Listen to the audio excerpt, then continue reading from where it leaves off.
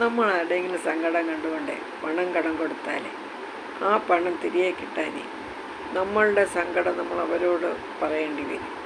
ഒരുപാടിങ്ങനെ പറയേണ്ടി വരും നമ്മളെ സങ്കടം. കാരണം നമ്മൾ ആ കടം അവർക്ക് കൊടുത്ത സിറ്റുവേഷൻ എങ്ങനെയായിരിക്കും, ഒരു പക്ഷേ ആരും അറിയാതെ ഇരിക്കാം, വീട്ടുകാരറിയാതെ ഇരിക്കാം, അല്ലെങ്കിൽ മക്കളറിയാതെയോ ഭർത്താവ് അറിയാതെയോ ഒക്കെ കൊടുക്കുന്നതായിരിക്കാം. പക്ഷെ ആ പണം തിരികെ കിട്ടാൻ, ആ പണം നമ്മളെ തിരികെ കിട്ടാൻ വേണ്ടി നമ്മളെ സങ്കടങ്ങൾ പലവട്ടം അവരോട് പറയണം. പറഞ്ഞാൽ അതിക്ക് തിരികെ കിട്ടുമോ? കിട്ടത്തുമില്ല.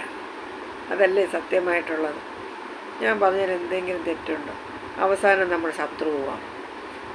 നമ്മളെ നിന്ന് പണം വാങ്ങിച്ചിട്ട് നമ്മൾ തന്നെ അവരുടെ ശത്രുവാണ്. എന്താ സത്യം അതല്ലേ? അപ്പോൾ ശുഭരാത്രി കേട്ടോ.